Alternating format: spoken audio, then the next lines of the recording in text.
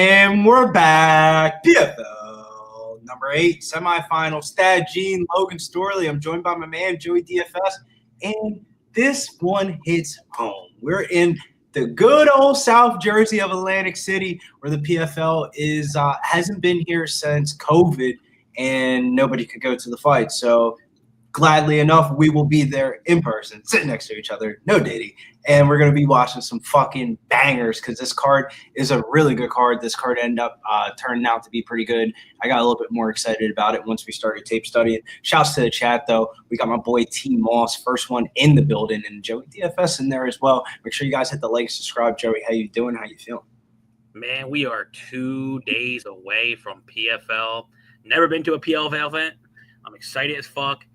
I'm definitely excited for the main event. Adjoudj, and I've been on the Adjoudj train this whole playoff. Logan Storley, one of my favorite non-UFC middleweights.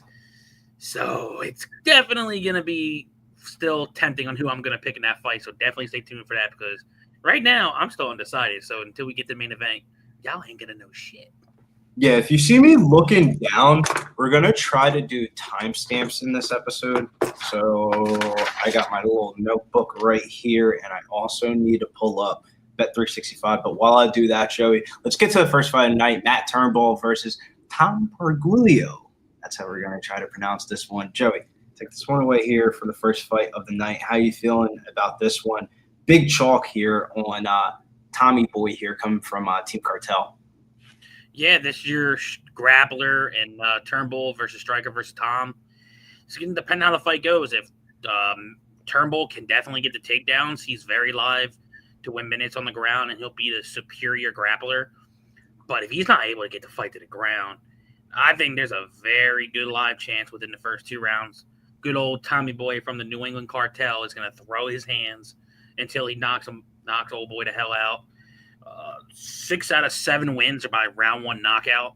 So if he does stop the takedowns early, he's usually like a shark and he tends to hunt for the head and go for a finish. The line's at minus 550, which I was like, well, damn. So all right. So I think he's a goodable parlay piece if you wanted to maybe do a 2 or 3 leg to start the night off. So I'll be going with Tommy Boy more than likely by knockout. Yeah, I like Tommy Boy by knockout as well. I'm trying to pull up at least maybe some props for this fight, but we'll get into it here. I feel like the PFL is going to get this night started with a barn burner here with these 2 regional team fighters. They have very contrasting styles, but New England Cartel own Tommy Pergulio. Nothing short but entertainment. He fights very fucking aggressive, like you were talking about. If I had to compare him as a style, he kind of reminds me of like prime Calvin Kattar. Like he just like crowds his face and just throws bombs. 8 out of 9 wins have been by KOT, or 8 out of 9 wins or finishes, 7 by KOTKO. 11 of his pro fights have gone, or 9 out of his 11 pro fights have gone under 1.5. So that's kind of where I'm looking at here as a potential prop play on this one. Because the other kid, Matt Turnbull, is from Philly, ground BJJ specialist. 6 of his 9 wins have been by finishes, 5 of them by submission. When I was watching his tape, he's very aggressive, looking for submission over position. But I think he's going to struggle on the feet in this spot. When I was watching Tommy Pergulio fight, even though he's 6 foot, he kind of like squatches down and throws like that. And I feel a little bit more confident on the under of like fight doesn't go to distance. Maybe if this, I think they're going to pop this at under 1.5.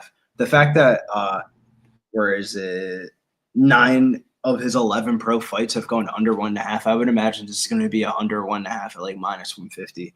That was my projection for this one. But I'm going to pick Tommy Boy here by knockout rounds 1 or 2 when that prop comes out on FanDuel the day of. I feel like he wins this by knockout, either rounds 1 or 2.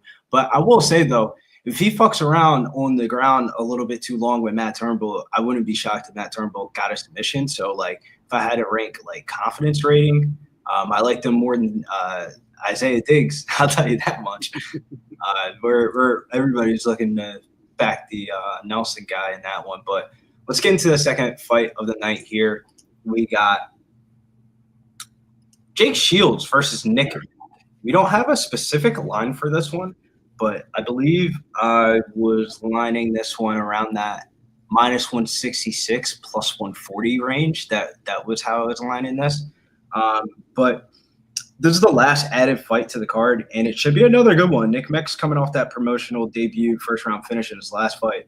This matchup's going to be a little bit completely different, though, with two wrestlers kind of going against each other. Meck is a little bit more offensively aggressive, but Shields did face a similar matchup in his last matchup when he took on the Australian grappler Luciano, a fight where he kind of neutralized the takedowns, and his losses have only been the Thad Gene and a flying knee finish that I thought was pretty fluky. So it's kind of like a pass at the window for me. I don't really see an edge here in this fight where I kind of think Nick Meck is going to win, but I wouldn't be shocked if Sariq Shields pulls one out of his ass again.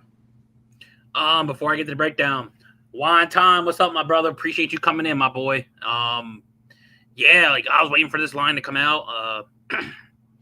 Hopefully it does drop probably tomorrow or especially Friday when I get down to AC. I'm going Meck here. They're both good wrestlers. I know Shields is, the bigger fighter, but I do think Meck's the more athletic, more power in the hands. His striking's okay. Like I think if you tell me both of these guys strike, I think Meck with his overall power can definitely land on Shields, and because he really doesn't move his head on the feet. But I think if they both clinch up in the grappling, I think they both can have opportunities of success. But it wouldn't shock me if this is a pure striker for striker match type of matchup, and it wouldn't shock me if this fight goes to a decision. So I might lean Meck by decision, but if it is a striking match, you tell me someone potentially gets knocked out, it could be Shields with both his losses coming from knockout.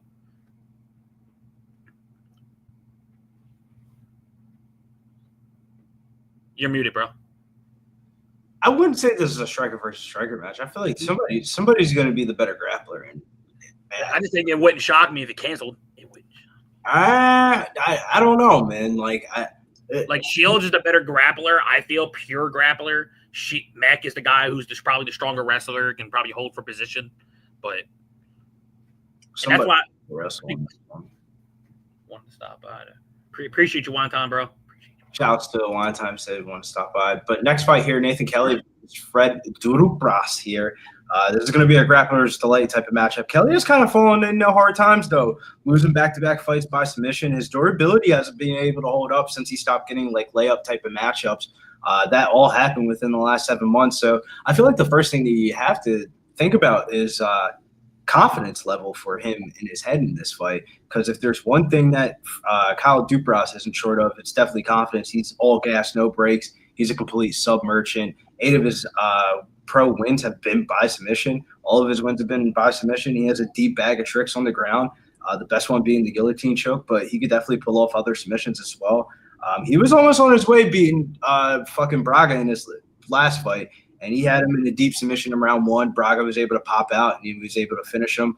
I think this fight's going to take place on the ground. Somebody's going to get it finished either way in this one. I like the under, but I think Nathan Kelly is the more complete, well-rounded fighter, but I also think Fred Duprass is the more dangerous fighter. And I think somebody's going to get finished in this one. Joey, how you feel? I'll just say this. The last 2 fights, I could not get right for Nathan Kelly. I had him as one of my first PFL flags. Yeah, he got finished. He fought for it until his cardio dumped. Second fight, I know Danny's the one that got me off the fight. He's like, bro, don't bet Nathan Kelly. Bet the Asian guy. He's going to win. What happened? The Asian guy won. Kelly, all his losses, 3 out of 4 losses are inside the distance. 2 are by submission. And if I'm him, I'm going to try to keep him on the feet. He does have the advantage on the feet with pure better striking and boxing combinations. But I do think Duprass, he's just going to come out like a fucking wild man. I think the success he had versus Braga, he's like, look, I almost took out the guy who was in a semifinal. You telling me I can't take out a guy who overall submission, defense, and durability integrated? I'm actually going to go with my first dog with Duprass, and I think he's going to get the sub. This is going to be another sub win for him. Yeah, man. I remember me, you, and Guru did the one episode for the championship series for PFL, and I bet him against this guy, Kadimagomaev. Yeah. That's when I started seeing, maybe Nathan Kelly isn't as good as I thought he was. There's some other people from that gym that are coming up there from Ireland that might be a little bit better than him. So I don't want to completely count him out because I feel like I've been bouncing sides on his fights because I definitely do agree. Danny definitely got me off the Taekwondo Kim when he smacked that one. I was like, yeah, he's definitely going to end up finishing Nathan Kelly, and I was kind of a little bit worried about it, and he made it look pretty easy. I know Frederick Duprass has been looking at his chops to try to get him in a sub, but if he doesn't get the guillotine, my big concern about betting Fred Duprass, he's going for a guillotine choke. Yes, Everybody in the fucking arena is going to know he's going for a guillotine choke in round 1, and so does Nathan Kelly. So what happens if he doesn't get the guillotine choke and Nathan Kelly ends up on top position the same exact way Gabriel Braga did, and he pops his head up, Nathan Kelly's just going to stay on top. I could see Fred Duprass playing off his back a little bit too much. So I don't want to get to the betting window with it. But the pick is going to be Fred Duprass by some. Yeah, before we go to the next fight, speaking about Gabriel, my man Gabriel Bowlers is also going to be down in PFL. And my boy Ryan, they're actually like a row behind us. I think a row and a few seats back. But yeah, Gabe, you better get that shape up, my boy. Hell yeah, I can't wait to meet Gabe in person. Me and Gabe, we almost went to the promised land last week with that Peter Yan by knockout in rounds 2 or 3 at plus 1,000. That was we almost got that through the hoop, but shouts to Marcus McGee. Let's get to the next fight though. I'm about to jack the name up of this. Husan Kadimagomaev versus Kyle Driscoll here. And I'll start this one off. This is the type of fights I've been fucking losing on in the last couple of weeks. I did not have a good month of July, and I really have to lock in before we get into the football season. Dana White Contender Series right around the corner. I got to have a good August. And this is like a prime example of like fights I've been losing on, this little like age gap type of fight. It's been 2 years since we've seen Kyle Driscoll inside the cage. He's a good striker and he has adequate takedown defense. It's obvious though that Kadimagomaev's the A side, but he's a good hammer, just not a good nail. Like I just have a bad gut feeling about this one. I don't know if it's just a little bit of recency bias that I'm losing on these type of like age where the older fighter is kind of out vetting the younger fighter, because I haven't been like super impressed by Husan Kadimagomaev. Like I don't think he's like a fucking world beater, but I definitely think that this fight's set up for him to win. Like they're bringing in Kyle Driscoll, who hasn't fought in a minute. I want to pick Kadimagomaev by decision, but to get to the betting window, I don't know if it's just been a bad run of these type of fights that I'm losing on, but this is like a priming. Like I can literally pull up like 3 to 4 fights in the last like 2 to 3 weeks where I've lost on this type of age gap. So I don't want to count out Kyle Driscoll in this spot. How do you feel? Kyle stays on the feet. Kyle's going to make this a dog fight, very close, because he does bite down on his mouthpiece. Yo, what's up, Gerardo? But like I said, Hassan, when he's on, he can beat a lot of fighters. But when he's the nail, am I almost betting 2 to 1 on a guy that can't be a nail? No. But I'm just slightly going with Hussein here. You know, he has already striking, but he can mix in takedowns, and that's going to be the thing with Driscoll. See how his overall takedown defense will hold up once Hussein does shoot takedowns. If it stops summarily and he can't even get close, this fight is going to be a pick'em fight. And if you got your phone in good service, you might want to potentially live bet Kyle if you see him stopping takedowns early. I thought I was going to go to the window with Hussein and maybe put him in like a 2-leg or something, but it's kind of scaring me off. But if anything, maybe him to win by decision, as you said, it could be a close fight. But I do think he's the superior grappler also over Kyle, so Kyle's been submitted. But I don't know if he's going to submit Kyle. But if anything, I'm probably just going to pass, but I'm picking Hussein. Yeah, I'm going to go Husein Kadimagomaev by decision. The bet for me for this one would be Kadimagomaev to win and over 1.5 total rounds as a same game parlay. That would be the one I would be looking for that one. The last fight, Nathan Kelly Duprass. I can't imagine if Duprass round 1 sub is like something like plus 800, plus 900.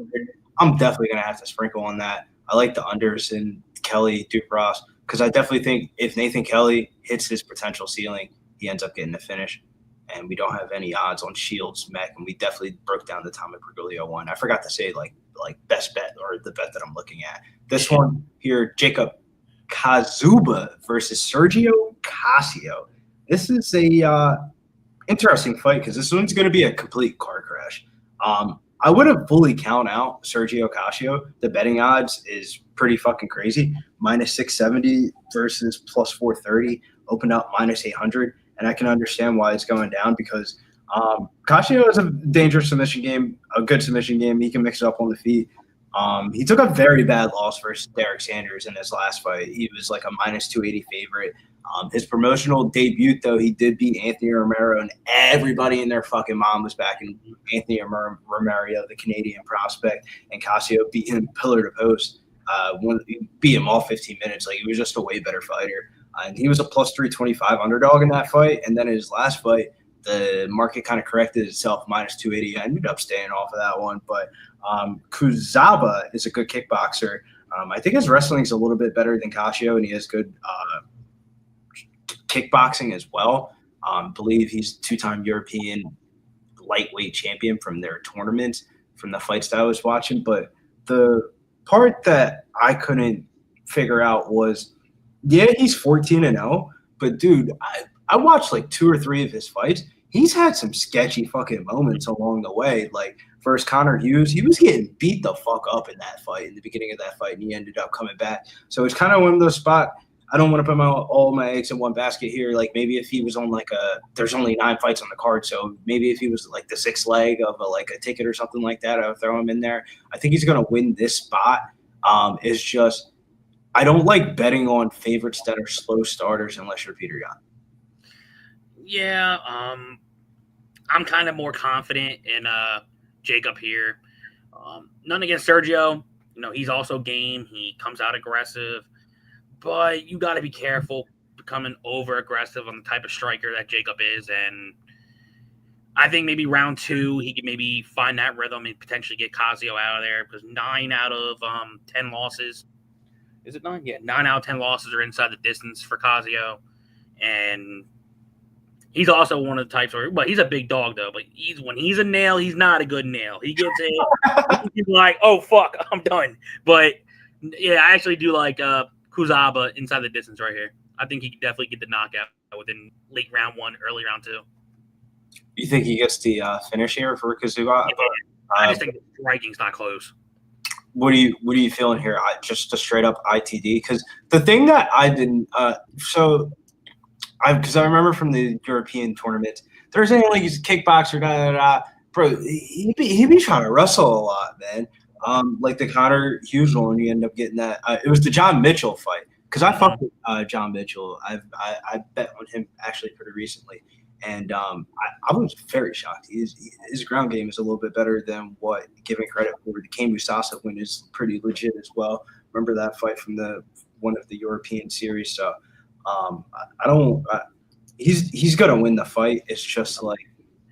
Don't be surprised if your parlay gets fucked up by Sergio Casio, some bullshit fluke finish in round 1. Like, it's definitely in the cards of possibilities. I think he just slow starter. I don't like that. Like, I might have a knockout parlay when I get down to AC. I'm gonna have like 2 or 3 drinks in before I go to PFL, so I'm probably gonna have some type of crazy parlay. PFL card's kind of early, 6 o'clock p.m. as well. And I'm getting all $44 worth of my tickets. I'm very excited. If you guys want to come pull up, make sure you come pull up on me and Joey Friday night, Atlantic City. I believe section 119. I believe that's like where the fighters like walk out of. So we're gonna be in there having some fun, drinking some drinks down. What? 116. 116, section 116. It's going to be very fun. Hopefully they let me bring the camera in, but what are you going to do if they don't? I don't know. We didn't think that far, but we're going to try to bring the camera in, not to record the fights, but just to record some content. But I'm going to try to like probably duff it in my bag. But make sure you guys hit the like, subscribe button if you guys haven't already. Locker Room Talk Podcast. We went live last night, going live here for PFL's Friday event. I believe this is the first fight of the main card here. Jordan Newman versus this is going to be the worst jacked up name that I said tonight. Islam Abdelbaset. Let's talk about it. Joey, take this one away. I'm not trying that double last name. I'm just gonna say Islam. Yeah, he's the biggest underdog on the card. But the wild thing is he does have the experience factor. You know, he has 19 fights to Jordan's 7. So you gotta take that to credit to overall. We've seen some of these undefeated, especially in 2025. We've seen a lot of O's that have gone. And do I think it's gonna happen here? No, I don't. I really the fuck don't. I think Newman, they're gonna touch gloves. They're gonna fill out for the first minute or two, and he's gonna shoot one of those strong blast doubles, take this guy down. Probably look to control for a little bit until he starts looking for damage on the ground and pound. I got Newman. He's a minus 1,000. Do what you want with it, you know. But I'm actually leaning. I hope this fight kind of goes 15 minutes. He gets more experience against a guy with a lot of fights. I think I might look at maybe Newman by decision. I think Newman gets to finish here. At first glance, this seems like a big price tag for somebody that's only 7-0, but Jordan Newman's last fight was a major stepped up in competition, and he passed that test with fucking flying colors. Plus 275 underdog versus a minus 400 Dagestanian favorite, 2-time Division III national champion, and his grappling is very good. He has an arsenal of submissions to go to. His last fight was versus one of Khabib's like homegrown prospects, one of his homies, and he was able to outstrike him on the feet, neglect the wrestling, and it was a pretty clear decision. It was a sink or swim spot for him, and I think he was on the cusp of being in this tournament. He had a couple of replacement opportunities, but this fight just seems like something to keep him active.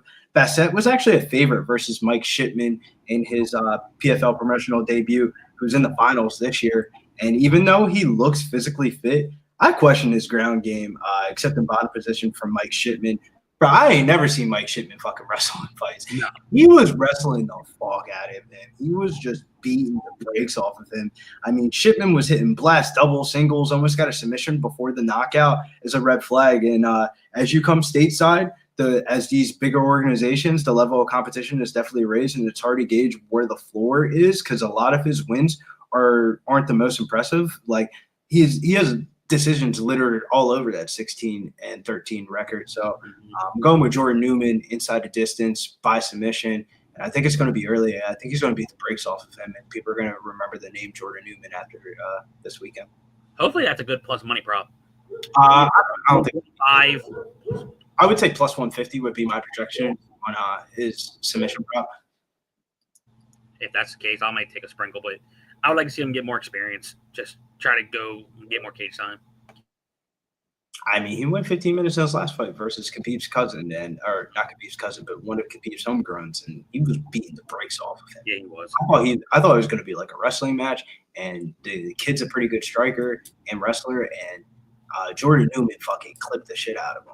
So that was a fight that I was like, all right, he's legit. Because I was thinking the same exact thing with Jordan Newman. I would keep him off of like Bellator parlays in his first couple of fights in Bellator, but I think he's legit. I think he's the goods. His striking isn't for as good as his grappling is, his striking is getting better and better and better, and he has pop behind those hands. But let's talk about this next one: Adjoudj versus Yves Landu.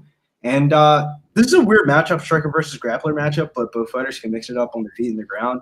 Adjoudj's a better striker, but I think there's a huge experience gap favor for Landu. He may be undersized in height, but not in heart. Because I remember his Bellator run where he used to always be on those Euro Series cards when they go out to France and stuff like that. He went 6-1. His only loss was to Tim Wild, and he's been pretty good, man. He's one of the more live underdogs on the card potentially, but I don't think I'm going to get to the window with it. I think the over fight goes to distance is the play in this fight.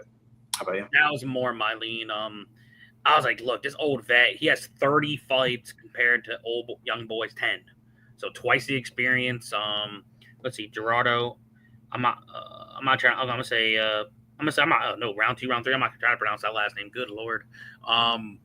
But yeah, the young guy versus the vet. So is the prospect ready to take that next step? Because I think if he gets this win, especially when it comes to next season, you're definitely gonna say his name in the possible matchups for next year's tournament run. And I got a decision on this one. I don't know who the fuck I'm gonna pick. I think both fighters are gonna have moments early. And I think this fight, I actually do like your play, the over and then maybe the decision. But I'm slightly going with the younger fighter here. Yeah, I don't blame you. Shout outs to Gerardo Hernandez dropping it that heat in the chat. There's a Jew rounds 2-3. Jordan Newman by sub. Kazuba inside a distance also under 1.5. Duprass money line under 1.5. And parlay under 2.5. I'm right there with you on that. Kadimagomaev by decision. He should definitely do enough to win it. Shouts to anybody that's watching the video. Make sure you guys drop a like if you guys haven't already on the video. We're going to the co-main event here. This is the fight of the night for me. Outside of the main event, obviously, usually on a card, the co-main and the main event are going to be the sellers. First one of the championship fights here, we got Jesus Pinedo versus Movit Khaybulaev. There were questions about Movit Khaybulaev coming into the season, as he said he didn't want to return for money or anything like that. He's cementing his legacy, and I've been sold on him since. I've blindly backed the Dagestanian throughout his whole entire PFL career. He might not be the best defensive striker, but he definitely has power in his hands, tricks up his own sleeves. But primarily, once he gets you on the ground more times than not, you're not going to get up that easily. This is definitely going to be his toughest test so far. Pinedo's been on one of the craziest PFL runs I've ever seen in my life. He has all 5 wins in the promotion by knockout, just absolutely flatlining these people. But what happens if he goes into deep waters is my question. What happens if this fight goes into round 3, 4, or 5? Because we watched Movit Khaybulaev literally get his soul taken from his body by Jeremy Kennedy in the first round of his matchup, and he wasn't fucking around in that second fight. The line was only -200. I think the market is disrespecting Movit Khaybulaev way too much. Jesus Pinedo's a power puncher, a knockout artist. But I think Movit Khaybulaev's durability and recoverability is going to hold up just one last time. One last time for $500,000. Khabib in the corner, running across the cage. I can see it now. Movit Khaybulaev by decisions, my pick. How about you? So, yeah, Gabe, to answer your question, Pinedo was in the UFC. I think he was in there for like 2 fights and just got cut, which that blows my mind. And if you look at no success in the UFC, other organizations took a chance on him, and I didn't know who the hell Jose was until he knocked out Brandon Loughran. And everyone and their mama was like, yeah, Loughran's going to do what he wanted to this kid. And what happened? He KO'd the living shit out of Loughran. And everyone's like, oh, my God, who the fuck's this kid? And the crazy thing, I keep picking against him. I really do. I had Braga, and what did he do? He smoked Braga his last fight. I had Borax. What happened? He put the mitts on Borax too. So every time I pick against him, he tends to win. But come on, you really think I'm going against a fucking Russian who's going to have fucking Khabib in his fucking corner? No! Are you out of your fucking mind? So yeah, I'm all over the dog. Once I get down to HC, I will be placing my straight bet on that. And I do like the decision. I think the early rounds, first 2.5, 3 rounds could be close. We're going to see how Jesus' cardio is. But once it goes into deep water, I think the takedowns are going to be there. I think takedowns are going to be there the whole fight. So you better hope that Jesus lands clean or he gets one of them wild subs. Maybe pulls like a ghillie. And he better hope he gets it, because if he doesn't, his arms are going to be shot out. But yeah, I'm going good old Russian. And then Khabib. I want to meet you, Khabib. I'm glad we're going to be there in person, because we've been talking about this a little bit about how the PFL travels so much that when people be cage pushing and shit up against the cage, people start booing. Nah, wait, if you hear somebody say, let's go, that's me and Joey. Because as soon as he starts cage pushing and wrestling, I'm going to be rude like if he was going for a knockout. Because I've seen that shit happen too many times where why are you separating them? PFL don't be playing. That's the one thing I noticed about the PFL compared to the UFC. They do not play around. They will separate that shit real quick with no hesitancy. If the fans aren't liking what they see, they will separate that shit. The UFC, depending on who it is, they might let you slide with that shit. But this one is definitely going to be a banger. I'm so excited to watch this fight. There's from a no betting perspective, just saying if he wins, it'll be lit. But also, it's going to be a learning experience if he does, because if he loses, he's going to get knocked the fuck out brutally. And I wonder how do I feel or react to that in person. It's going to be pretty fun. It's going to definitely be an experience. But Moby could be alive, and I'm just going to pick Moby could be alive on a money line. I'm not even going to fuck around. That's what I'm doing. Yeah, it's good enough plus money. I would imagine we're going to see some public money coming in on Jesus Pinedo. But some public money's coming in here on this main event. Adjoudj versus Logan Storley. $500,000 on the line. This is the fucking fight of the night, man. Adjoudj has been a fighter I've been a fan of for so long. You already know what the pick is before you even click the video who I was going to pick for this fight. But let's hear what Joey's got to say. Are you picking Adjoudj? Are you picking Logan Storley? You can't dance around the bush. You can't be on both sides. You got to pick somebody, Joey. Who are you picking? So I do got to pick somebody. So you see why Billy's so urgent for me to make a fucking pick, because Billy knows I've been on the Logan Storley train for ages, absolute ages. My favorite middleweight outside of the UFC. But one thing I will say, Adjoudj has been making your boy money this entire tournament. And now I'm at a place where, do I go with my favorite fighter outside the UFC and Logan Storley? Or do I go with the young, exciting, possible, if he wins this fight, could be the face of PFL? You know where I'm going to go? It's time for Adjoudj show. Adjoudj by fucking knockout. He's going to throw his hands. And if you watch the video, my man Money Mills, he did some interviews. Definitely go check that shit out on Pub Sports. He asked Thad how he's going to win. Definitely tune in. But I think if Adjoudj wins, he is going to knock Logan the fuck out. And I'm probably going to have a knockout ticket, but I'm going to be so fucking happy but sad at the same time if it hits. But if Logan cannot get the wrestling going, it's just a matter of time until Thad's going to find that one punch. And it's probably going to be like one of walk-away KOs to where Logan tries to shoot an ugly takedown and Adjoudj throws either a fucking mean uppercut or a knee that's going to put Logan out. So I'm 2-0 with Thad this year. I had him as a Planet Flag in his first fight, and I had him versus Jason Jackson. That's how you end it. You got to end it with Adjoudj winning that $1 million. Me going 3-0 with Adjoudj as a pick. Yeah, I got to go with Adjoudj. Yeah, I don't know why this stuck in my brain when I was researching this fight, but remember when Jimmy Flick retired a couple years ago and he started doing like betting shit and stuff like that? Yeah.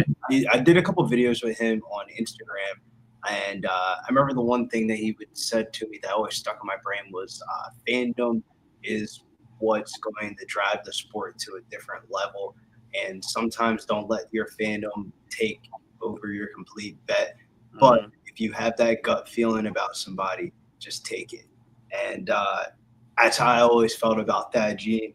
PFL is an opportunity of a lifetime for fighters, and they can definitely upgrade their portfolio all in 1 year. And that's what Adjoudj's been able to do, going from a homegrown prospect to a potential championship. Staying in his way, though, former Bellator welterweight champion Logan Storley, your typical American folk-style grappler, he's looking to secure positions over submissions. He ain't really trying to be be rear naked choking you, trying to jump to your back. Like he's gonna look to secure positions in this fight.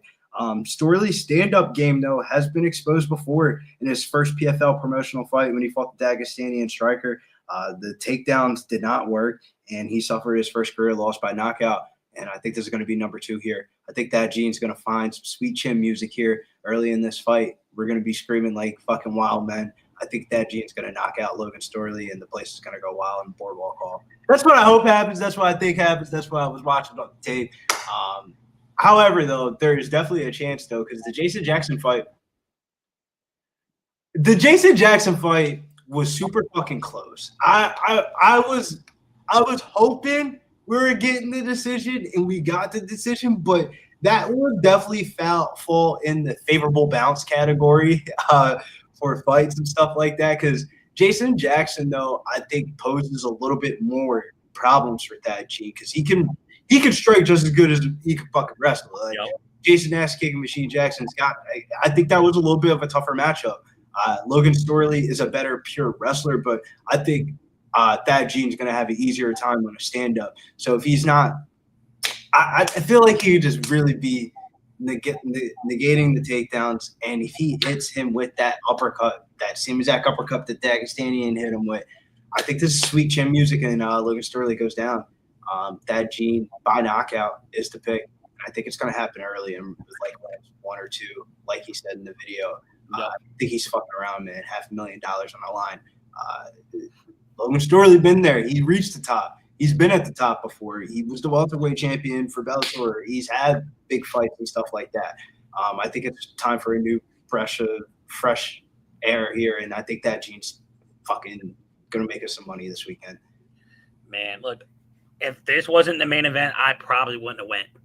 So, like, 100%. If Adjoudj didn't win that fight against Jason Jackson, I probably wouldn't have gone. I don't know. Jason Jackson's my dude, though, too. So I was like, fuck. But if you actually go back, Adjoudj did come out in interviews and say, if this was on the other side of the bracket, it would have been him and Jackson in the final. Oh, 1,000%. I thought that was like a litmus test type of fight. I ended up actually, funny thing enough, this is why I kind of like the PFL, because you can kind of go in with your own theories and stuff like that. Sometimes in the UFC that might not work depending on what you're doing or stuff. But sometimes in PFL, like literally the last parlay I had when both of them were on the same card was Logan Storley and Adjoudj. It was an exotic play of the day, probably one of 6 I've ever done for like MMA. And it was Logan Storley was like a huge favorite in his last fight. He was like minus 800. He beat the brakes off the dude. And Adjoudj, I think it was like plus 150, and I got like the parlay like plus 180. Usually I'd never parlay an underdog with a favorite and like make it like an actual like premium play, but I really felt good about the ticket. And funny thing enough, that ended up being one of the 3 tickets we ended up cashing on the night. So it was like sometimes you got to really go with your gut. I believe it was like one of those crazy PFL nights or something like that. But I'm excited for this one. PFL is always one of those regional scene money makers. Then Cage Warriors are probably the 2 ones that I bet and watch the most. The rest of them I'm not a big fan of. Or we can't get them in the state of New Jersey, so it kind of makes you like, how do we get Invicta but not LFA? Like, what the fuck? I get LFA once in a blue on Brigada. I get the LFA Brazilian card, like that little Brazilian card that they have every year. That's about it. But Joey, where can they find you at? Let's get on out of here. But before we get on out of here, I should probably do this. Favorite bet of the card? What are you looking at? I'll say Movlid money line. I think he is going to be the minute winner versus Jose Pinedo, and you can get it between like what, maybe plus 180, plus 150. If you wait long enough, I think, as Billy said earlier, more money might come in on Jesus, so you might get a way better tag on the dog. But I know a prop parlay I'm probably going to look into is Adjoudj by knockout and good old Tommy Boy in the first fight. So Pergulio, I think his last name is. I'm stuck at last name. So if you go in the sports book, you see Tommy Boy and then Adjoudj. I might sprinkle both of those in a parlay by knockout. I think he's Italian. It's Pergulio. I'm gonna go with Tommy Boy by knockout rounds 1 or 2 on FanDuel, probably for a prop, just to get the feet wet. You know, sometimes I feel like you got to get one through the hoop. We're gonna be watching that shit in person, and definitely want like the fuck. We're gonna pull up in person and not bet on the first fight of the night. What kind of shit is that? That's not American. Yeah, like I might bet the first fight, go into the lobby, end up getting some drinks, and then coming back for Nathan Kelly Duprass, because I could care less about Sharik Shields, Nick Meck. If they're not going to put odds up for that fight, they're not going to make me like want to bet it too much. Nathan Kelly Duprass, I like the under 1.5. Duprass probably like first round submissions, probably going to be like, if it's something crazy like plus 500 or more, sprinkling in that. Nathan Kelly, though, I definitely think if Nathan Kelly hits the ceiling, though, he could definitely get a finish himself, because the way Duprass is going to go for a guillotine choke. If that shit doesn't work, bro, he's going to get his ass beat. Kadimagomaev by decision, probably same game parlay would be Kadimagomaev over 1.5. You said you like Kazuba inside the distance as a prop, right? Yeah, I was thinking that, or maybe just knockouts. I think Casio is going to just go on bull rush, try to make it a dirty clinch fight. But Jacob's a good striker, and I think he could land for a counter strike. And that's just more my lean. That might be a straight bet. Hopefully, that'd be plus money as a straight bet. I can dig it. I'm gonna probably stay off of that fight. I think Jacob wins. I just don't like the price tag. The price tag's way too wild. I get it. He's won 2 European belts for PFL and all that, but how do we go from plus 230, whoop somebody's ass? I forget what. How do you go for plus money? Or it was like plus 325 against Romario, and then end up going minus 280. How did we get to plus 430? I mean, I don't think Jacob Kazuba is that good. It went from minus 900 down to minus 650 for a reason. Jordan Newman, I think he's going to win. Jordan Newman's probably the most confident pick of the card. If Mike Shipman's fucking wrestling you, dude, I've never watched Mike Shipman wrestle like that in a fight, and he was beating the dog breaks off of him. Then that's probably by sub Newman. Adjoudj Landu, stay off fight for me, but I actually think that fight goes 15 minutes. I think it's probably Adjoudj winning the decision, but I'd take a plus money bet on Landu, though, bro. Homie went 6-1 in Bellator. Like, he ain't no fucking bum. There's a huge experience advantage for Landu in that fight. Pinedo versus Molvik Khaybulaev. Underdog pick of the night. I'm going to go Molvik Khaybulaev. And then Adjoudj in the main event. Adjoudj to win by knockout. Probably tell Joey on his knockout parlay. Joey, anything you got to say to people before we get on out of here? I sure do. I see Mr. 2 Cents in the motherfucking chat. William Grizzle. Then Joey DFS in the building. What's up, my boy 2 Cents? I appreciate you dropping in, my brother. Much love as always. Hey, if you guys are local, hey, stop by. The tickets are dirt cheap. You're not paying an arm and a leg for the seats. You're paying easy tags for them. So if you're close, stop in. If you see us, say what's up. We'll get a drink. We'll talk some shit. But yeah, you can definitely find me at Joe DFS Betting on X. I'll definitely have to post my plays before I walk in there because last time I remember when I went for the UFC card, there's a no service dead zone once you're in there when it comes to they don't do live betting the fights. Yeah. So it's like a dead zone once you go in. So I'll definitely post what I got on Twitter that Friday when I get down to AC.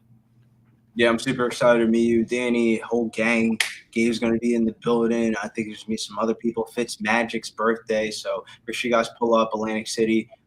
The reason why we had the Monopoly, a little fun fact, the reason why we have the Monopoly as the thumbnail is crazy because I asked a couple of people just randomly to see how much they knew about South Jersey. The whole entire Monopoly board game is literally based off Atlantic City. Like, Baltic Avenue, the cheapest thing on the board, for example. Walk through Baltic Avenue in fucking person, bro. That shit's scary as fuck. Used to be like a black segregated area for only black people and stuff like that. But the whole entire board game is literally based off of Atlantic City. Like the streets stole the same shit. So we thought that would be a nice little thumbnail. But Joey, where can they find you at? And what you got going on this weekend? Man, I'll tell you right now, I'll be in AC Friday through Sunday. I'll be staying at Bally's. So if you don't catch me at the fight Friday, hey, just hit me up on Twitter. Like, yo, bro, if you want to meet up, yeah, I'm like, all right, bet. Just let me know. Robbie Lawler's staying there. Huh? Word on the street, Robbie Lawler is at Bally's Casino. I got that. I mean Robbie Lawler. I'm definitely going to have to get a pick of Robbie Lawler. That's my dude. But, yo, Khabib, if you hear me in the crowd, give me at least – I'll take a handshake, bro. I don't – or – I'll just take a handshake. If we don't get a picture. I told Joey, I texted him, make sure you be cool. We're meeting Khabib. Look, if we meet Khabib, I'm going to fucking faint. That's all I'm going to fucking do. But, yeah, you can find me at Joe DFS Betting. This whole weekend is going to be a fun time. I'll be there Friday through Sunday. I'll be posting plays for PFL that Friday. Saturday morning, I'll be doing my early grind. I'll be walking to all the sports books, finding lines like I usually do, and posting my plays there. I got my walking shoes with me, so I definitely need to be doing that bit. I feel you, though, bro. I'd rather just walk the boardwalk than fucking pay whatever they want me to pay. Like, yeah, I'm right there with you. Smoke me a J-Bone, walk the boardwalk. But I'm not going to be – I'm telling you now, I'm not going to be getting too fucked up because Danny is drinking too much. But let's stop rambling. We out. Shouts to everybody that joined, watched the video. 45 minutes, perfect. Let's go and get on out of here. Till next time here, I believe we'll be back in 2 weeks. Next week is PFL Africa. I'm about to do a video for PFL Africa. And then we'll be right back to the tournament